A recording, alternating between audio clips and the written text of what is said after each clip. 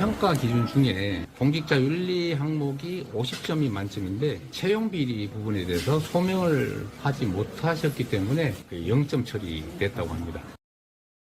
19대, 20대에 일어났던 일을 지금에 와서 마치 내가 채용 비리가 있어서 빵점 줬다 하는 이재명 대표님의 참 마음이 다급하시다 하는 걸 반복해서 말씀을 드리고요. 공직윤리평가 빵점 받은 그런 거를 흘릴 때 제가 돌아갈 수 있는 다리를 당에서 끊어버렸다고 저는 생각을 합니다.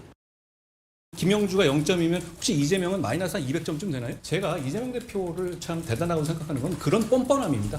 그런 식으로 김영주 같은 합리적으로 이고 상식적인 의정 활동을 성실하게 해온 사람들을 그렇게 모욕 줘서 내쫓은 다음에 그 자리를 자기를 경호할 만한 아첨꾼들과 이런 사람들로 채우는 것 놀랍지는 않은데요.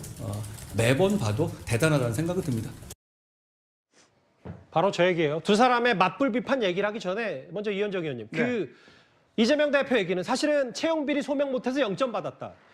물론 뭐 존경한다는 건 과거의 주관적 표현이긴 합니다만 이런 각각의 점수에 대해서 공개 못한다고 하더니 또 탈당을 좀 임박하니까 0점 공개하고요. 이 논란 어떻게 보세요? 그러니까 이게 이제 예전에 신한은행에 어떤 채용 비리 문제가 있을 때 그 신한은행의 어떤 문건에 이제 김영주 의원 이름이 이제 부탁한 사람이 있었다는 것인데 문제는 그때 이 관련돼서 김영주 의원이 수사받고 이런 적은 없는 걸로 알고 있습니다. 자, 그러니까 이제 그때 논란이 됐던 거죠. 그래서 이번에 할 때도 이 문제가 있을 때 아니 뭐 관련 없다라는 이제 그런 회신을 했다는 거 아니겠습니까? 근데 그거에 대해서 합당한 해명이 없었다는 이로 0점을 받았다는 것인데요. 자, 그렇다면 이 첫 번째 문제는 과연 그러면 이재명 대표는 이 사실을 어떻게 알았을까라는 겁니다. 자, 이재명 대표도 지금 당 대표이긴 하지만 본인도 지금 공천 대상자예요. 근데 지난번에 이명백 그 공정관리위원장 그 이야기 했지 않습니까? 이 내용은 나만 볼 수 있다는 이야기를 했지 않습니까?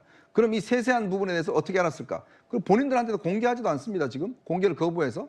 자, 그러면 어떻게 알았을까라는 문제. 둘째, 그러면 이재명 대표와 관련된 지금 4가지 사건이 있습니다. 예. 지금 선거법 위반 대장동, 백현동 위증교사가 있습니다. 재판받고 있는 거. 이건 어떻게 해명하셨나요? 이거는 그러면 당 공천관리위에서 어떻게 소명하셨나요?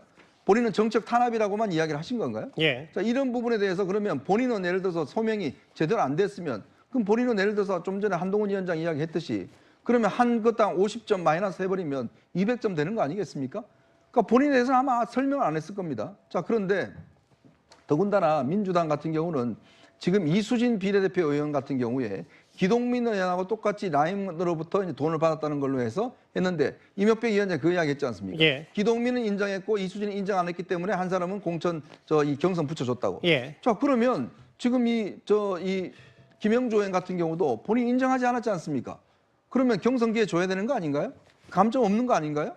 그런데 왜 기동민 의원은 인정했다고 해서 공천 탈락시키고 이수진은 한다고 해서 했는데 또 하나는 민주당이 그동안 이런 혐의에 대해서 대법원 확정 판결 나기까지는 고려하지 않는다라고 이야기를 했습니다. 예. 정책 탄압의 문제는.